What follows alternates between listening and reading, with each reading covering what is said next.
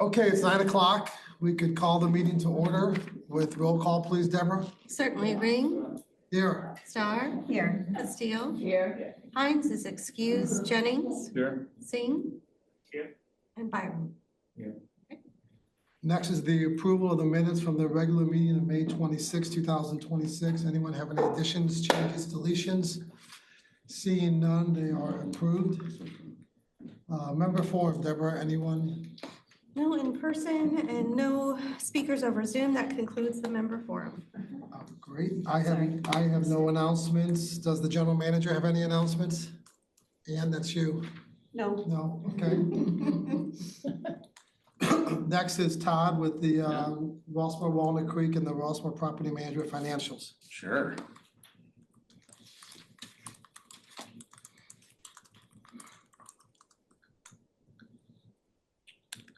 I do have one tag on general manager comment.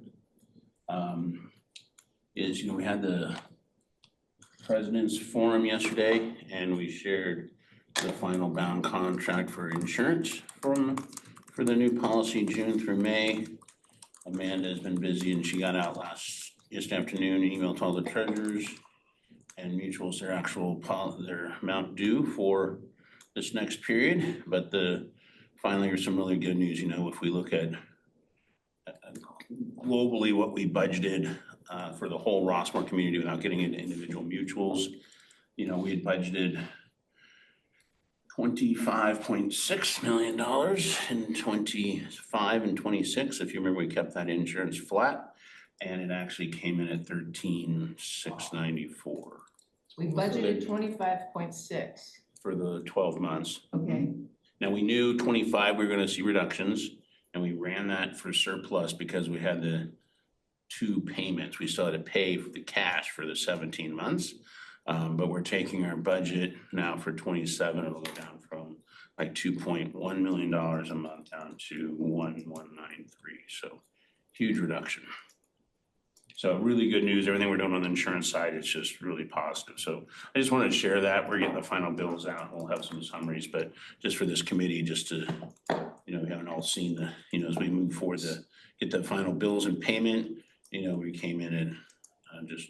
So let's just round that $1 million a month decrease. Is that going to be effective July 1st? It'll be effective January because we already budgeted this year and we can't change the coupon. But the cash going out. So the cash going out, we still need a huge premium, right? So if you look at the total cash, we're gonna drop our cash to about $348,000 this month for that payment. This is all insurance, right? If you just look at just insurance as a standalone. So we knew we needed to have that surplus run through to make those cash payments. And then of course, going into 27, we'll just have that one payment now every June, right? So we'll be building up another smaller reserve. None of the mutuals have to borrow from reserve this year, given that strategy that we built those surpluses into the equation. So just really positive, and I'll be sharing some more information. Okay, Get it all. but I'm still not clear. I'm sorry. Okay. Are we going to see a $1.1 million decrease? Next year. Why not effective July 1st between the actual and the budget? You'll continue to see a surplus on the actuals. On the actuals. Oh yeah, just like we're saying. $1 million a month. Yep. So we're gonna have to figure out, mutuals are gonna want that money back. Well, it's not back. The question will be, what's their cash position a year from now to make sure that payment happens? It's not like a surplus, so it's in their operating fund. But it's gonna be the operating expenses. It's gonna be the operating. Yeah.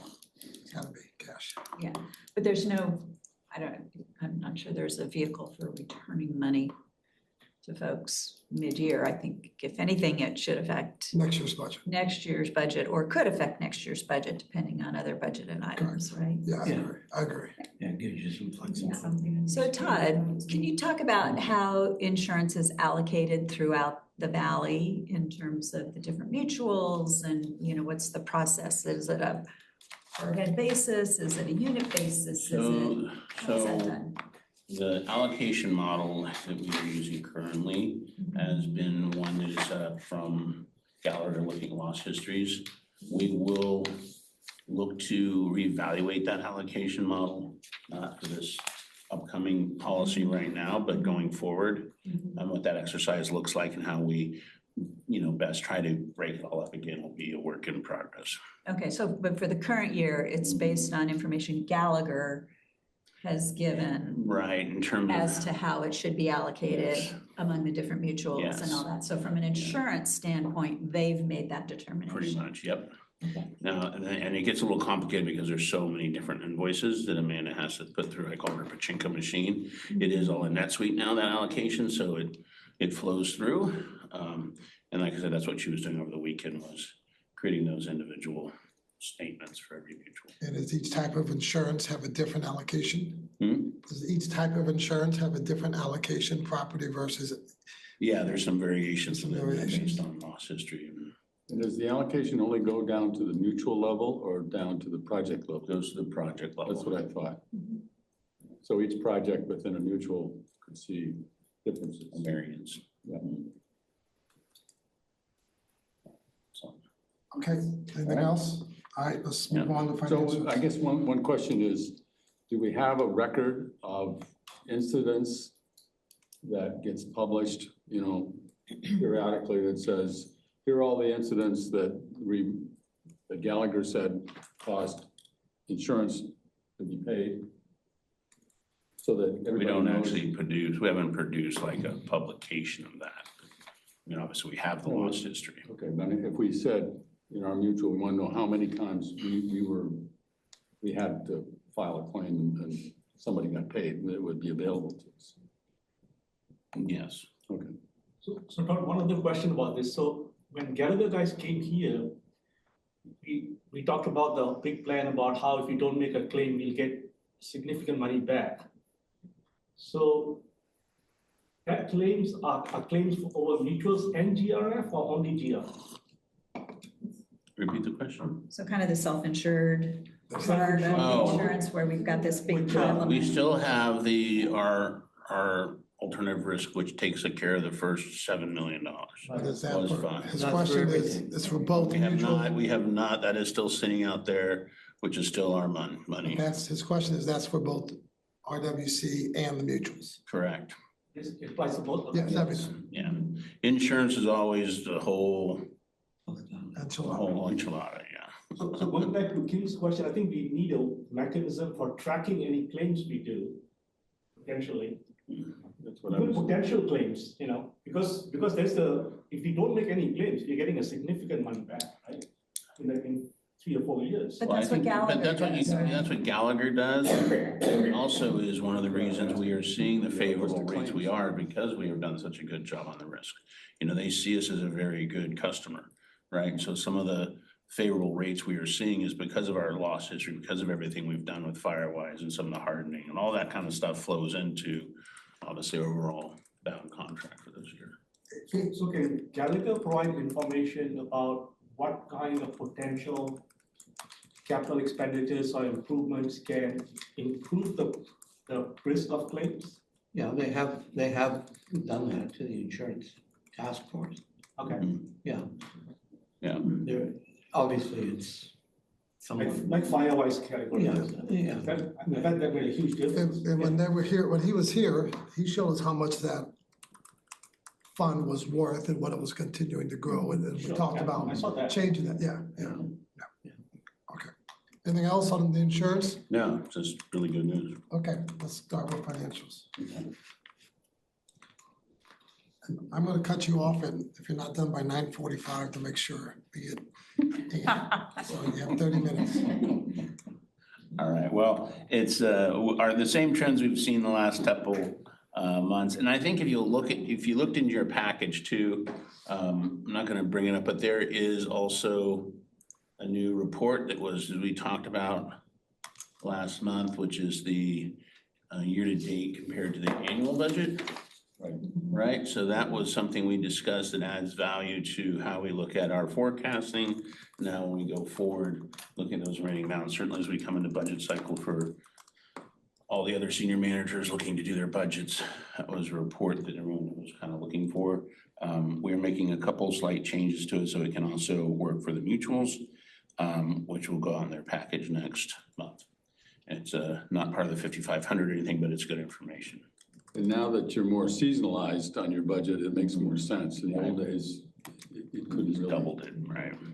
And we're gonna continue to work on that. Okay, I heard Dan's message, so let's go. So we're gonna start at the lowest level, RPM, make this a little bigger. Right. There's too much. Okay, so if you remember, we compared to last year, we actually are chipped away a little bit of that back towards the break-even number, not a lot. We are, still, go ahead, Dan. Did you get caught up on the, last time you said you were behind on the billing? Did you get Yeah, caught we're up? pretty much caught up. I mean, there is still some, there is still solutioning and fine tuning on the speed at which FSM comes through. Some So, normal but delay. yeah, normal delivery. So, if you look at the big variances, Can you get rid of that in the right corner? oh, sorry. Yeah.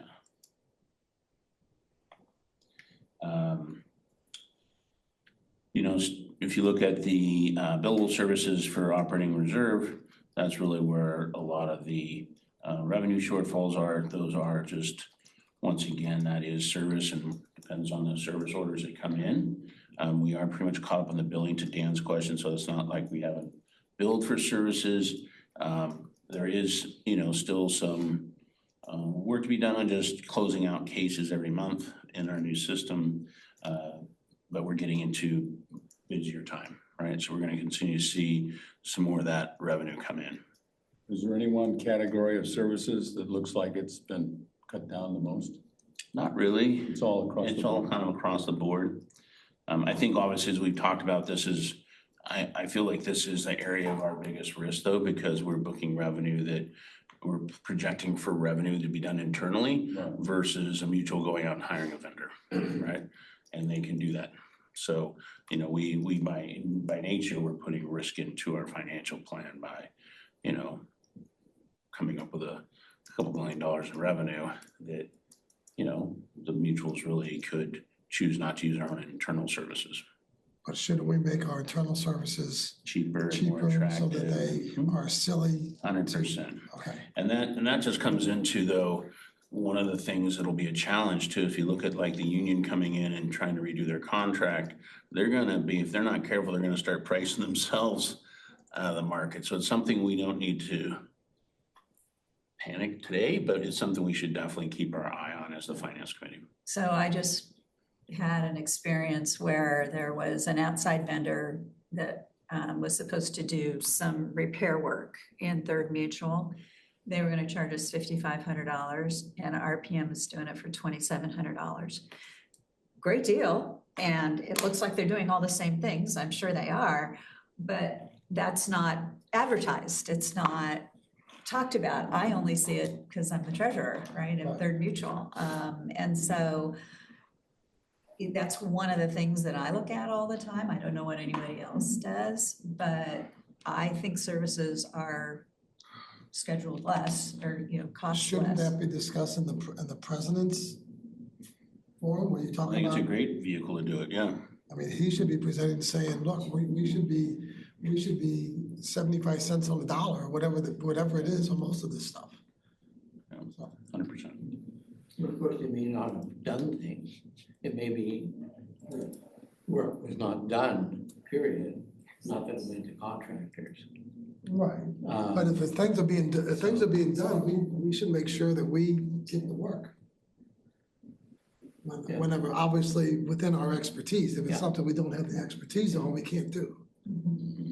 Yeah, and do the projects and mutuals have access to the data about that? Yes. Because I've heard some complaints about like, you don't get line item details. Yeah, I've heard that too. I asked the question, I mean, we pay a monthly fee for all of our maintenance services, and then they happen in the spring, the summer, and the fall. And there's like so many days here, so many days there, and the landscape person. They're has on to- the landscape side. Yeah, landscape side, and they have to tell MOD what projects they want them to work on, right? And I asked her, I said, when it's all done, do you ever get back anything from them that says, these are the things that we did? And she said, no, we don't really get a report back that said, we did this job, this job, this job. And I'm saying, really? So I'm just wondering. So we'll have there's to a go back. PO that goes along with everything that's done. There's a purchase order, and the purchase orders aren't paid until everything in the But when purchase the order work has is been complete. done, what comes back to the project or the mutual that says, we accomplished this. And obviously, they Does said. the PO have the detail? If the PO has the detail, I then, don't, that's, so that's the question. If the PO has the detail, I'll have to check on the then they PO. can't pay the PO The until PO should be very detailed. PO should be It is detailed. detailed. Yeah, well, I Okay. heard otherwise, but I'm not sure of the details of it, that they got the reconciliation, some fence had to get put in or something, and it just said $5,000. For what? For what, which Yeah, part what- of it? Just to be What was the clear on labor? What just to be clear in nomenclature, purchase orders are for third-party vendors. Oh, no, I'm talking about. Service orders are for internal. Okay, I'm talking about Service service orders. orders. Okay, Because I sorry, know, using our Yeah. word. so on Service service orders, is there anything that details? There's what- a very detailed, it's just the question is, John actually presented to the president's forum yesterday on FSM, right? And it's how we are just continuing to evolve in what that reporting looks like. We have it down to pictures and work being done. However, think about one of the large mutuals, we're not gonna just generate thousands and thousands of pages. It's like, right, and going through them. So he is working on how we best do some of that reporting. Who's doing And this work? John T. Oh, John T. Yeah. All right. So I think that's something that, he's working with every individual mutual on, Check with them. but yeah, we can have him. Don't forget, this is all in flux Yeah, right now because we didn't have the work order system in place. And so there wasn't that level of detail or tracking of it prior to them implementing that part of NetSuite over the last 6 months or so. So Todd, in terms of let's say if there's a 25% discount. What is driving the discount? Is it because the overhead is not charged enough? Or is it the efficiency of the services provided here? Well, Or there's is no it the profit. pricing of the external? First of all, there's no profit. It's the profit. yeah, The outside vendor needs to make a profit. right. We are They don't- completely they don't past wanna our make a costs profit. through. So that should be the vast majority of, Profit is probably the. that should be the vast majority of the 25%. And the other thing is we want to keep our guys busy, so we're willing to, Give a discount. Yeah, Yeah. I mean, the only other thing that was coming up and asked me to look into it if I could, is they know how much we pay for a year, because it's a monthly thing for the services coming out of Rossmore itself, not the outside vendors. We know how much that is every month. And we know how many days they work, and if they work 3 or 4 people per day. The question was, if you add up all the person hours that we worked in the spring, the summer, and the fall, and you figure out what is the cost per hour for our annual thing, it sounded like it was up there pretty good. They wanted to understand, if we went to a competitive outside, what do they charge per hour? And I don't know, we're just asking questions, so I'm trying to figure out how can I get answers to this. Yeah. All I can say is we're actually, Euron and I are both looking at kind of what that business actually looks like. Historically, the revenue from alterations and resale, there is kind of a, so pulling out the direct costs on our internal work. And what I mentioned earlier is our biggest, to Dan's point, we pass those costs basically straight through. So we are not for profit, right? So that's where the savings come from. However, as the union renegotiates their rates and keep taking their salaries up, and it becomes more in parity with what you can go outside to get directly, Right. that's something we need to keep our eye on, because we've just gone through and finalizing the union contract. So, and I know Ann's been in some of those conversations for sure, right, on the union. So I think that's where we, need to be aware. And maybe some of the vendors don't have union employees, so they don't have all the extra bonuses, or, I mean, not the bonuses, but all the extra sure, costs. that's part of it. Yeah, So is this questions about mutual or is this questions about RWC? Because I think that we're about RWC business and not mutual business. Well, That seems to be a subject. we're doing online. the RPM financial statements and trying to understand why our revenue is so far under budget. So that's how this all relates to it. Make sense? Mhm. Why? Well, it's okay, I don't want to start a conversation, it's just a question, it seemed like we were talking all about mutuals here. No, well, Well, because we're talking about the RPM side of the financial. We're talking about a business we operate. Yeah, the Which is RPM. called the property management business. And why is that business under its revenue budget? It's under because people are starting to look at going outside instead of using our people, so we have to understand what are the I agree. dynamics on, why is that starting to happen? We're showing a $230,000. Otherwise, your budget will be too high again. Right, now, we are, you know, we made some gains in May, we're gonna have a busy work summer, so, you know, we'll keep our eye on this, but, you know, just to finish our PM, expenses are right on line, you know, right? We pay for those, you know, that staffing, and so we're right on line with expenses, it's just billable revenue, and hopefully we'll start chipping away at it some more and get back to break even, right? So Yeah, Kim. for what's up here in the billable services Mhm. for operating the reserve, Mhm. are those straight lined? Yes. Okay, so there's no seasonality built into this particular line. There are other lines that are. So that could also be affecting, especially if you're talking about landscape, more of the work's done, Okay, well, that's a good point. non-winter. That's a good So point. that's a And that's an possibility. area we're continuing to refine, we'll refine it more in 27, we actually So, start looking at the more. as one well. other operational question, I'm sorry, might be, so when the mutuals make some kind of a work order, they can go outside without seeing the bid from here? Correct. Yes. Sure. Matter of fact, First Mutual doesn't use any of ours. That's it. I mean, That they should First do a Mutual does not differential. use any of our own Like you services. said, they should be doing a differential. So is it Everyone just does some it way for them? differently. So We then how they require do more it? than one bid, not every mutual maybe does, I don't know. It seems like lack of education. We should be making at least two, they should be comparing the internal bid with the external bids. Okay, All right, jumping over to RWC. Same, wait, Go can ahead. we look at the balance sheet real quick, sure, on RPM. RPM?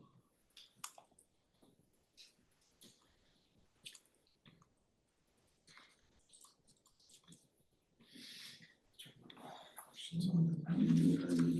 9.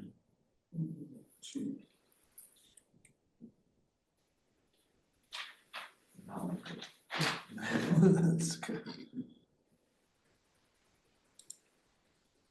Any questions on the balance sheet? If not, let's then go ahead. Right.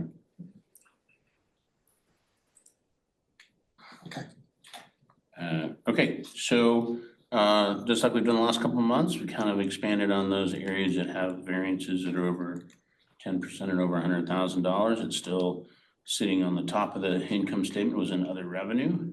A couple things this month, though, we did get the bus grant in.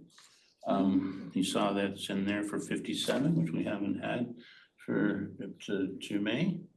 We talked about that coming in, just a timing issue, and you'll also see that Creekside is starting to pay their first little piece of prorated lease. So obviously, as we know, that was a not delayed, but we should have captured some of we budgeted for a full year. We probably should have budgeted for, 6 months of revenue. But so anyhow, Creekside, we are now, Robbie's now paying. So, so we chipped a little bit way there. Going down through the expenses, once again, it's the landscape maintenance section that was, slightly over $100,000 and at 65%. If you look at that, most of that sits in, if you look at the large variances sitting in repair tees, greens and fairways of 60,000, 67,000 and 27,000 sitting in fertilizer supply. So we are actually under expense right now. So it's a good variance, right? So and just timing on actually when we do that work and buy the materials.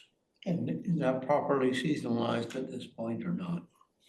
Is that seasonalized, the budget? Yeah, Or it isn't really. So that is when we've never really done a deep dive in terms of timing and when they do some of the, Okay, so that's another area where we're gonna continue to refine it. okay. I would say we kind of touched on insurance, right? Insurance will be continuously every month we go forward, we'll continue to build a surplus in insurance. So we kind of spoke about that earlier. So that is, I guess you could say it was planned a little bit to make sure we had the cash for the cash payments. But we're going to continue to see a positive variance on insurance as we go through the year. And so then if you look at our total net income, we're ahead by $349,000, of which a large piece of that is insurance. Right? Mm-hmm. So really no red flags. It's kind of the same trend we've been seeing for the last couple of months. And then we did see some, like the bus grant come in, and so things are, from my perspective, as we move into budget season here quickly, right? And we'll be, closing June, and then once we get July, the team is working on the forecasting, so we will start looking at that. So we'll be in good shape for budget cycle here coming up. Any questions on the income statement?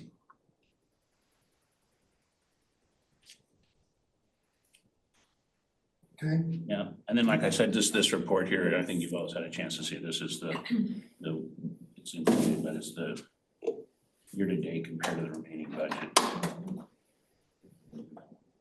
More reading.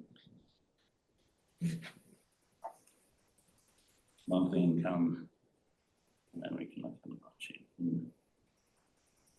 on the balance sheet, Todd. Yeah.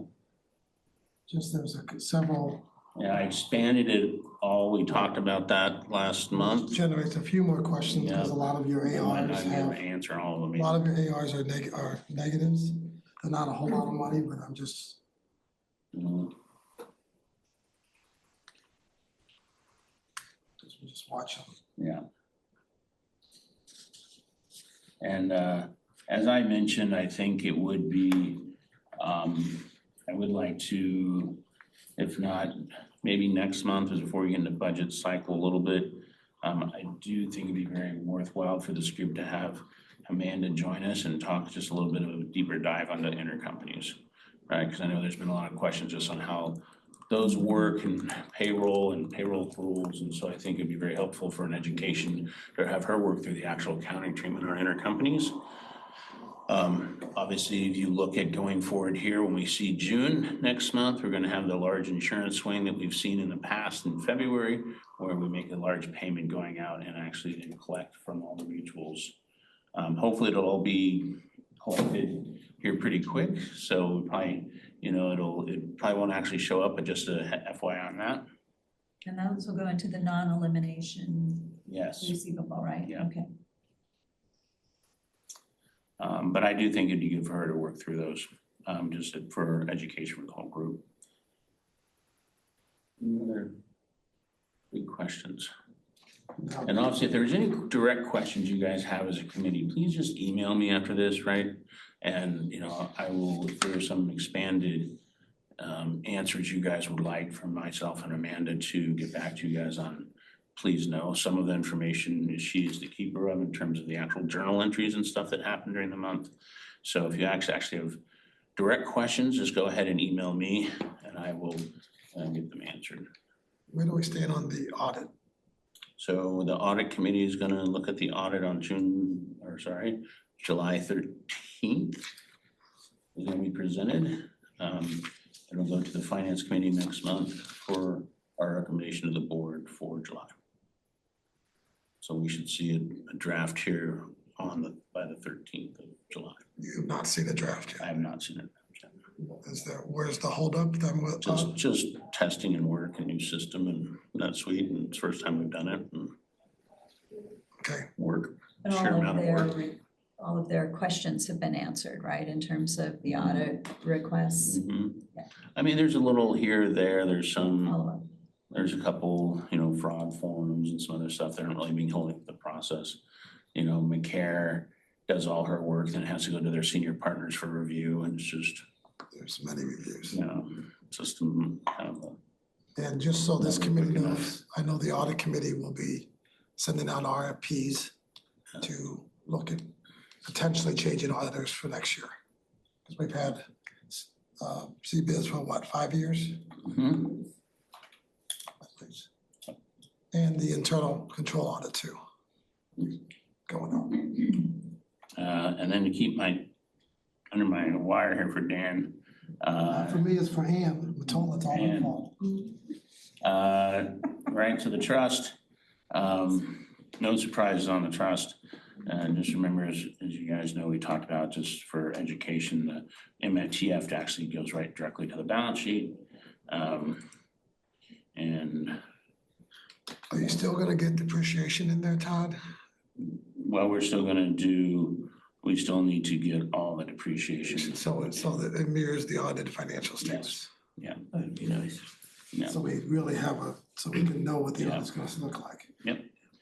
And unlike the past, our audits will match our internals. Yes. Okay. And then the other one in here, that the audits, one of the reasons we actually do this report here, this is the consolidated.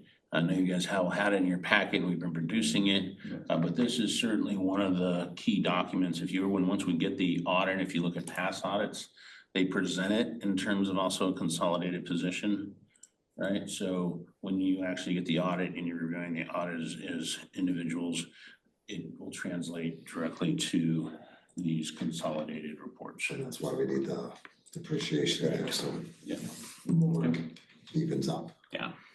So we can look at that and say, Mhm. because there's no depreciation in there, and the audit report's gonna have several $1 million of depreciation, if I remember correctly. This is just a sort of theoretical question, but this fixed asset number here, 47.9 million, that's just all the properties and assets of Golden Gate. Everything That's outside the curb. I mean, Yeah, everything. outside the Everything curb. before you pull into a mutual, it's all of our. Yeah, I'm just curious, do we value land or just buildings? There's a land value, but most of it is, down, like if you look at like the medical building we're just selling, one of the reasons we have a big gain, pretty much depreciated to nothing. Yeah, the land is usually at your cost basis, you don't adjust it to fair market value or anything, so it's your cost So basis, so as it is appreciated in value, it's not a recorded. gain, Yeah. but it's not recorded. So when a new resident buys in with a membership transfer fee, they're buying a piece of this 47 million. That's the way I In theory, think of it. in theory, yes. Yeah, In actuality, no, but in theory, yes. right, but it's kind of a good way to think, as opposed to like a fee that's going up and all of this is like, you get your house and you get all this other stuff. And for only $18,000, you get your piece of 1/10,000th of, the pool and all the buildings and stuff, so. Yeah. Yeah, and if you were to expand on the fixed asset line here, you would see depreciation. It's us getting current on depreciation for each year as we move forward. It's not, just so because you guys know. you'll Yeah. adjust it once you get the audit adjustment for So 2020. it is adjusted every year. I mean, theoretically, if we took that 47 million, let's say like you use a 10-year horizon divided by 9,676 people, whatever we have, what is that number? And then compare that to the 18,000. But the 47 million is historical value, it is not current value, which you need to get from the insurance company. It tells you that the insurance, the total value of everything is $2 billion or $3 billion. So, but that includes the mutuals too, so you gotta compare apples to apples. But that 47 million, the fair market value of that is Much higher. 80, whatever the number is, much higher.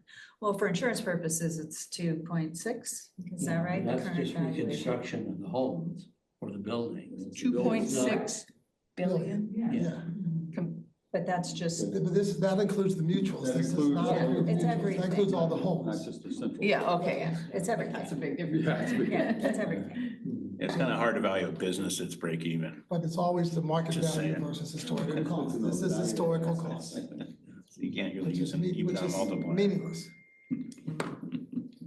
Thank you for. Okay, any questions for Todd? Okay, let's move on to Ann Matola. Thanks, Todd. Okay, so with the capital projects update, I'm just gonna go down the list. We have nothing on pavement yet. I know that Martine is trying to put together a packet, hopefully to get here, I would think by August. For the roof replacement program, so we had a contract approved in March, and we've been working with the architect to kind of come up with a design to help us understand what we might need to request in the next year's capital budget to go through the priority matrix, so we can fix that skylight. That's moving forward. For the pickleball courts, Dan made a comment, it looks like it slowed down, right? It always has that look like it slowed down once it goes vertical. And so, you know, they kind of have to weld a lot of that. Right now, they're doing a lot of welding for all those like panels that they put in place right now, but they've made lots of headway. We had quite a bit of work doing on the sewer line and the fire lines, which have lots of trenching here and there, and those are finally complete, which was a great thing to get out of the way, so we can start really kind of focusing just on the structure itself. But everything's going well. At the last planning committee meeting, we said we expect we'll be constructing fully through the month of July. So there'll be something open in August. We'll probably open it for play before we do a type of a celebration. But we expect it to be open sometime in early August. For the admin relocation, so basically that's tied into the Stanley Dollar Clubhouse Master Plan at the bottom, just so you know. So I'm going to skip over that, but there's something on the agenda later in the meeting that you'll be talking about. The food and beverage, so I think everybody's aware the restaurant is open. People may have seen this cute little trailer parked in front of that putting green that's in front of Creekside Restaurant on the Stanley Dollar side. So they're finishing the water connection to that and some of the outfitting, and that will be a coffee service and grab and go. So hopefully that will get open in July. Mostly for where it's located now. Yeah. And that's Yeah, so it was- travel to Hillside or things like that. It can travel, but we hardwired the plumbing and the electrical, and there's a certain efficiency of the proximity to the kitchen. For health And department. just so you know, the golfing committee community is very concerned of that location. We understand. So just so you know, so the hub is golf carts. And I will say golf carts have been an issue and just the way they use the road and all that. And so I've been working with Jackie to say what we need to identify, like better controls, like the lines. Usually you'll see like the lines for the golf carts to kind of follow a little better, because it is very organic, the flow of traffic that we have there. So there's some work to do, and I'm waiting for Tom.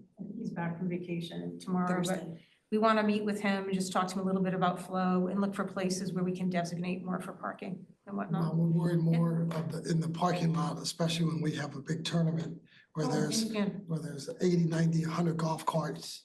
Yes. And people are gonna be lined up to get coffee and food, and golf carts are flying all over the place. But also it's like, but the idea is, as we make change, more than one thing needs to change, right? So one of the things is also there's a lot across the street where a lot of times we'll stage the carts for tournaments. And we want to make sure that people know that's really where you should be. Like, everybody wants to park like right at the amenity. So if the parking isn't there, they should be parking there and walking across the street. So we're gonna have to like reorient people to kind of the rules. Like, everything changes a little bit, but we get more overall for the community. So that's kind of the trade-off. Is there any idea how many hours that might be open or? I don't know what the hours of operation are at this point. So no movement on the Hillside Park Space Master Plan. The golf course pond liner, we've been corrected, it's a pond by the 3 different vendors we're working Reflecting with. pool. It is a pond, yeah, right. It has a rip as big as that. I'm sorry, I was gonna say something like box cutters. I won't.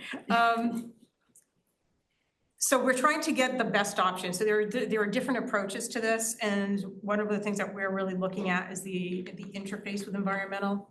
There's a certain amount of interface with it, but it is not like, it shouldn't have the same type of environmental scrutiny, for instance, that the bridge replacement has. So we're taking a look at the different approaches, and hopefully we'll get something to the board so we can be looking at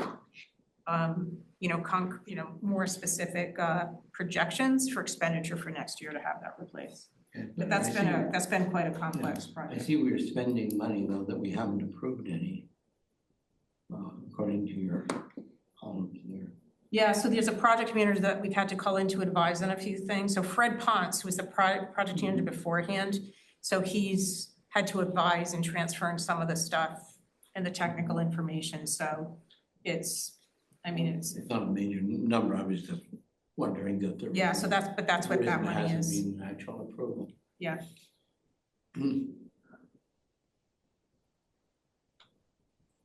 NetSuite implementation, I don't have an update on the expenditures, but really, Ann's piece is pretty much done. There's tweaks along the way. And then Vermont Systems, our launch is gonna be the beginning of the year, because we need to align with certain things that need to be set up in finance. And so then we'll move forward together as a team, but that's going really well. Remind me what Vermont Systems. Vermont Systems is kind of the RMS system for all of community services. So it'll be for facility reservations, for booking classes at the fitness center. And will Vermont Systems will you be using it for the annual reservations process that's about to start? We're doing, yes, what we're doing is like, we're running 2 systems right now. So Okay, we're testing okay. the environment right now on the stuff, right? So we're testing it and doing the bookings, and it'll make the rollovers easier for next year, but it's also helping us to figure out all of that. Okay, good.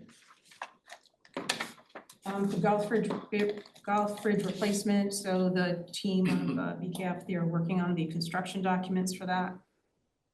The events center pickleball solar is a project that will happen when we're done with the pickleball facility. We can't let them on that until we're done. But,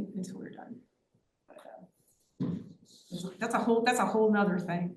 They want to get in and do things, and we're trying to sensitize them to the fact that they need to work with us based on what's happening in the event center. So it's going to be interesting to try to schedule that one. We'll cross that bridge when we get to it. And I had a question about the solar. So I think at one point Jeff said earlier that with the solar installations here in the parking lot, GRF was energy neutral in terms of, the amount we use and the amount we create. So the ones which we are going to create in the pickleball court, what's going to happen with that kind of energy? I do not know, but I can find out for next month. If you can help present that. For the clubhouse master plan. Again, we'll be talking about that later. The Stanley Dollar security fencing and camera project was approved last month, and so we're making the purchases and getting an installation schedule set for that. We should have the tennis court bids next month, going through the different committees. We've been waiting for a third bid. I mean, there are different vendors out there. We got a good response. We had one response that we needed to kick out just for quality of work and past performance. So we want the third, because we really want to make sure we have a good competitive process on that. For the evaluation of Creekside pickleball courts, we're going to be talking about that at the August board meeting. I'm trying to think. The July board meeting. We're in June now. First readings. There are 2 different issues. Right, Two different issues. The rules, we're doing the first reading, but the rules are just the rules. It is for the new pickleball court. Since we do have an existing place where pickleball is played, we have that included in there. The actual what to do with the pickleball courts will be discussed in July at the board meeting. No, isn't that August? I think it's July 30th. July. Because we're missing it this month. We're waiting for Jeff to be back. Right. Back in Right, July. right. Right? I I'm a mess whole up June month- and July. I'm a whole month ahead. Yeah, I do the same thing. I'm doing the same thing. Yeah. And then the transportation study we're off and running, and there'll be a presentation from the consultant at the July planning committee meeting. Questions for Ann? Okay, We're in June, right? MTF, Jay's maps.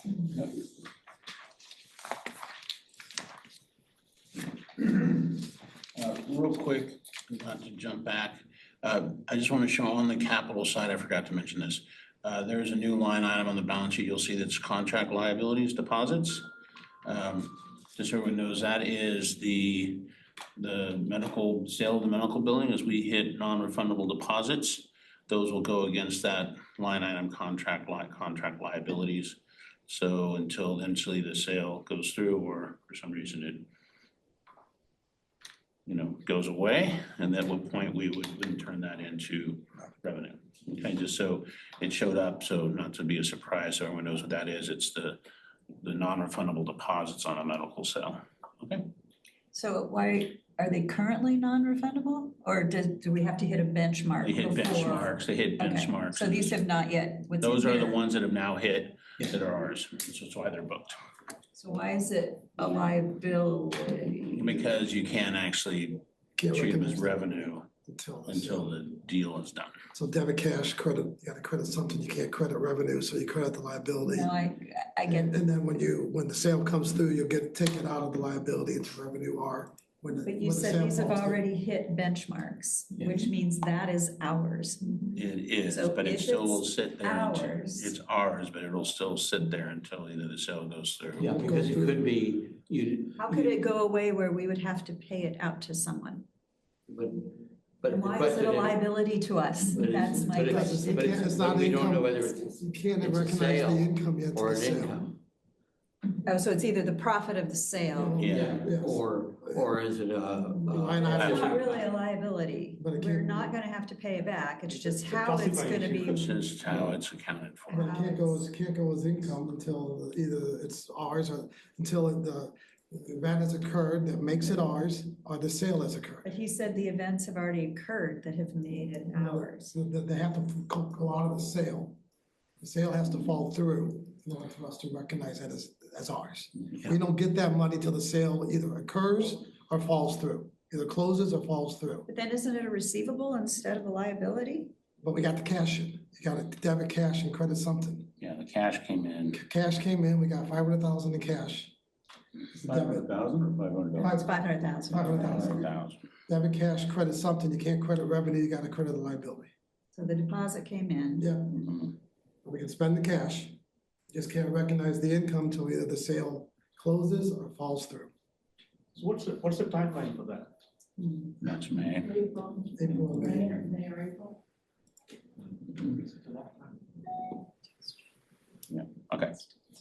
And I'm assuming you talked to the auditors about that recognition time. Yes, That's a good academic question. I can show you the accounting. Think of the journal, think of the journal entry, Kim. I am thinking of the journal entry. What else do you want to credit? What else do you want to credit? All right, MTFs. I just wanna So, call it something else. I don't like it. Oh, I have a new category. yeah. Could go that. quick. Sorry, go ahead. All right, so on the MTFs in April, we generated 24 in fees for 424,000. April of last year, we generated 432,000. We had actually 25 just a couple of days before the rolled. We're doing May, Todd. No, oh, sorry, May 26. Yeah, my bad. So 26, 468 versus 34, 459. So we still overachieved in dollars, even though we are below in actual numbers. And so then year to date, we are slightly up, even though we're down in total units, which is obviously a factor of us raising the MTF fee. So always the $1 million question is just what the sales are gonna look like going forward, right? So. There are a bunch of units for sale, Mhm. a bunch. About the same as last month. About, yeah. Yeah. Towards 115, 118, somewhere Yeah, around that yeah. end, which is a lot. All right, so, That's not exclusive to us. It's nationwide. So just to put that into perspective, it's not a Rossmore problem. yeah, Yeah, but it kind of is.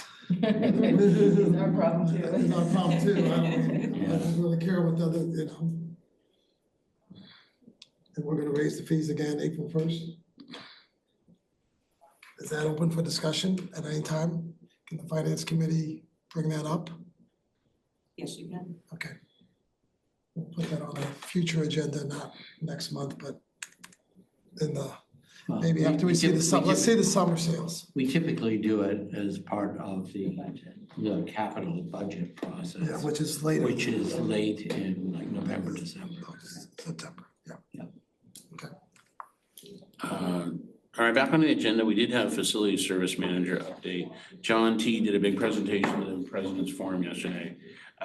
You know, it is obviously, you know, that we're working through, not just the use of the software, but also just staffing, getting used to a new world and that they're living in now with NetSuites and FSM. So I think it's going fine. It's just, you know, one of those new processes. So our, you know, senior billing, John T has done a fantastic job spearheading that in his new role. And I think there's no real, obviously, flags on that at all. We're just continue to solution better reporting and keep getting our team better, more and more used to using the software. So normal, I don't really have anything else to report on that. Okay. No update from the planning committee, I'm assuming. We've already gone through all that. So I don't know if there's any unfinished business. We can go to new business. First is the 2027 operations budget principles for RWC and RPM. So for RPM, people, you can just have a chance to read through this. There was really no changes other than the updation, you know, the dates and the RPM principles.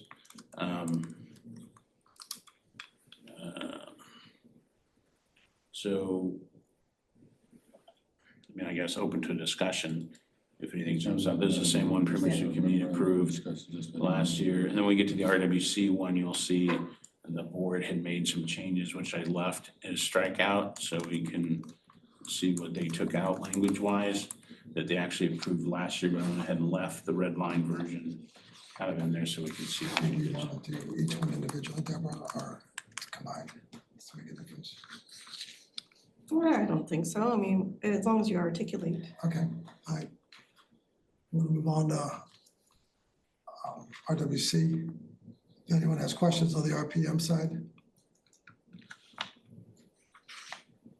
So number 5 was stricken because we moved that to the property management. Yeah, 5 and I believe 18 were both related to the trust maintenance fund, which was moved.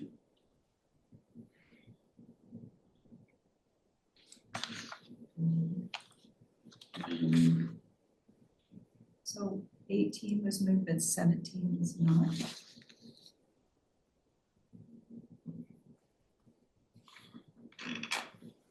I'm sorry, which one? 17? 17. But that's talking about the excess cash.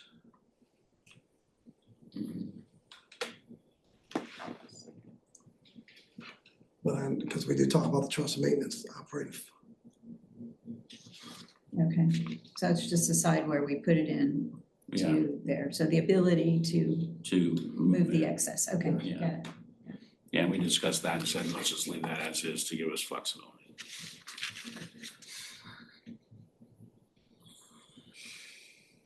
Any questions, comments, changes? I'm just trying to understand the process here. It says, like number 10, the budget will include background information to explain any major factors driving significant year-over-year change in personnel costs.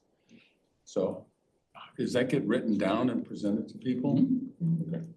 Yeah, we have 2 full days where every department. It's all done. Will be done. It will be done. It'll be done in words. So when they talk about, I mean, that line item will be done. when they talk about each department presents, they say, okay, we had 22 people in this department last year, our budget at 23 and a half this year, got a 1.5 people increase, and here's why. They go through all that verbatim, and nausea, for each of the departments, for each of the departments, Wow. each of the departments. Yeah, relax, 95. relax on Labor I'm Day. just trying to catch up. Yeah, 99% of the It's time, gonna look like this. I know. When I 99% saw of the time, number they of keep days the we've people got in 2 days. Yeah. committed to this. 2 days, 2 days. Okay, any other changes on this? If not, does anyone want to make a motion to accept both? I'll move to accept both. budget principles for RPM. Make a recommendation to the RWC board. Recommendation to the board. Okay, Is there a second? I'll second it. Any further discussion? Can you read the motion just so? there was a motion made and seconded by Kim and Adrian to make a recommendation to the RWC board to adopt the 2027 operations RWC RPM budget principles. Any further discussion? If not, can we have a roll call vote, please? Yes, Ring, Yes. Star, Castillo, Yes. Jennings, Yes. Singh, Yes. Byron. Yes. It's unanimous. Great. Let's go on to the budget calendar for 2026 and 2027. Yeah. So no one plan on missing September 8th and September 9th. No vacation requests will be Right. honored. No trips will be honored. Enjoy Labor Day and Monday. Yeah. But you do get lunch. You get You get one. lunch. Oh, Yeah. so good. That's right. Still using some But of just remember, there is no such thing as a free lunch. What are the time schedules for the first 4 events? I mean, the budget adopts it. Board, I know what the board is, and all these 19, We just did June 9th, we just did it. yeah. We just did one and two. Yeah. So we're doing, the board will vote on Thursday Mhm. if we do it. And then also on Thursday, they adopts the budget principles. So the first 4 will be done at the RWC board meeting between today and the RWC board meeting on Thursday. Those are done, will be done. So then the staff goes to working on the budget and spends the next, from now till September 7th at midnight, or September, whatever day they have to Probably get, will be here. well, whatever day they have to get Yeah. to the printer so we get the copies, they'll work on the budget. So when we will get hard copies on September 4th, which is, I'm assuming, what day of the week is that? That Typically a is- Wednesday, Thursday. September 4th is a Friday. It's a Friday, before Labor Day. Mhm. So, yeah.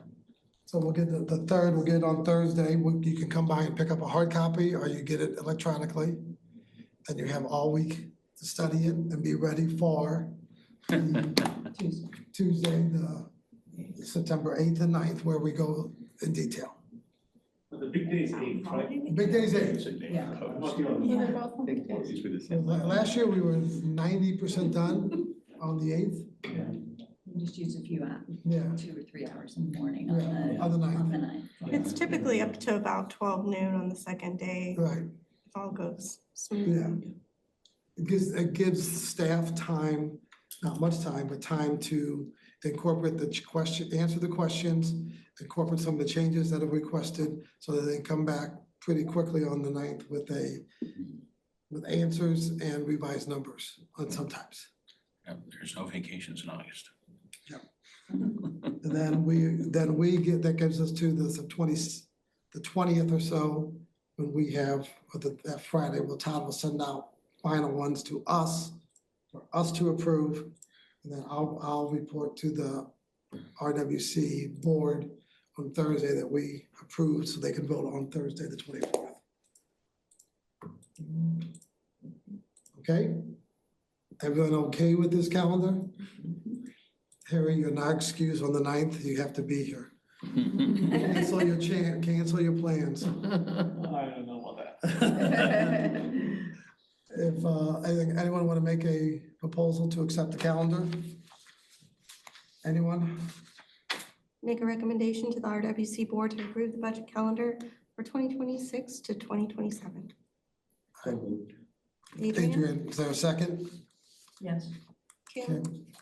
Any further discussion? If not, roll call vote. Ring? Yes. Star? Yes. Castillo? Yes. Jennings? Yes. Singh? Yes. Byron? Yes. It's unanimous. Great. Okay, last item is the contract negotiation with ELS for expanded services related to capital study. Ann, I think that's you? It is. Okay, so the background on this, just a reminder, what we're looking at is replacement for the offices for RPM up at Rockview. We were looking at 3 options. One was to either replace the building or renovate the building at Rockview Drive. The other two options were at Gateway. One would move the library and the computer center to the multi-purpose rooms. The second option would leave the library where it is. In both of those scenarios, Gateway would house staff offices. There was an open house held last month. Overwhelmingly, the residents want to leave Gateway for the residents and look at Rockview Drive as the option for the offices. So what we would like to do is use ELS to further a study for Rockview Drive and look at three possibilities. One would be to renovate the building. The second would be to do a new construction, and a third would be to bring in modular. And so we would like $29,300 from the escrow reserve. So it is from the capital fund, but this is again from the escrow reserve, which was the deposit, the money that we had from the last fall through of the medical center. To continue the study again, to look at Rockview Drive as the option for replacing the RPM building up on the hill. So is this, when you say, with that, will the offices that are here, will they stay here or are they gonna go up there also? So a portion would continue to stay here. We are looking at some offices moving up there. It's gonna be sort of a different look to what we have now. Some of what we have here would need to move because of the way that the dynamic and the setup of how we have certain operations. Certain things need to cohesively work together in a different way. There are times that, for example, the general manager may need to work with folks on the hill. So Jeff may need office space up there, but it isn't sort of the traditional way that you're looking at offices now. Everybody has sort of these very standard straight offices. It may not look like that. Modern offices now aren't built that way. So what you may be looking at up the hill is an office space used by 4 or 5 people. It's just, that's the space you're using when you go up the hill. So that's kind of what we're looking at in terms of how the structure would be redone up on the hill. And that's one of the things we're asking ELS to look at. Using sort of the model outside how our modern office space is set up and what might that look like if we were to, again, renovate, do a new build, or bring in modulars. And what's the timeline for them? ELS is, according to them, they could turn this around in about 2 months. 6 weeks to 2 months. Question, what guidance have you given them to the planned number of employees now and over the next 10 years? So we're looking at the current RPM with an additional 15 employees. But again, it's hard to know where things are going to stand, right? I mean, you have to have some fluidity within that. So that's one reason why we've asked them to go an additional 15 employees. We've had this, that's one of the issues we have with the current RPM building. It was designed for a set number of employees, and as our dynamic is shifted, we keep putting more employees in there. So what we're asking for is build it for an additional 15, but give us the flexibility to be able to change in case we need to change our operations. So that's why we want to walk away from that standard offices, standard cubicles. We want that more modern, flexible, more fluid type of structure. So this design theoretically could support multiple decades, Correct. right? Yes. With the flexibility that you've got. Correct. Okay. That would be good. So I have a question. I read in the newspaper that the board approved changes to the ELS contract already. Is that not right? That's not correct. Okay. Planning approved it. Oh, planning approved it. Okay, thank you. Sorry. Planning just recommended. Yeah. Okay, got recommended it, it got to it, the got it, board. got it. Just like we will recommend to Yeah, the yeah, board. got it. Thank you. Further discussion, Good idea. questions, comments, motion, anyone? I move that we recommend. Wait a minute, go ahead, Harry. So I'm sure it's in part of this, but part of it will be that the 3 options will have at least a cost estimate, right? And a benefit estimate, like. So what we're looking at right now is just Rockview.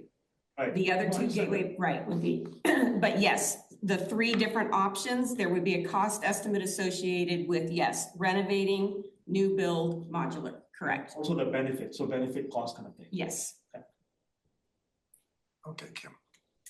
I move that we recommend to the RWC board that there are sufficient funds available in the RWC capital fund for the additional scope of the work for ELS architecture and urban design in the amount of $29,300 to complete the study of the offices at 800 Rockview Drive. Is there a second? Second. I'll second it. David, second. Any further discussion? If not, can I have a roll call vote, please? Certainly. Ring, Yes. Star, Yes. Castillo, Yes. Jennings, Yes. Singh, Yes. and Byram. Yes. It's unanimous. Any further new business? If not, we are adjourned and I will see you all Tuesday, July 28th. Same time, someplace. And I need to see you for 1 second, please.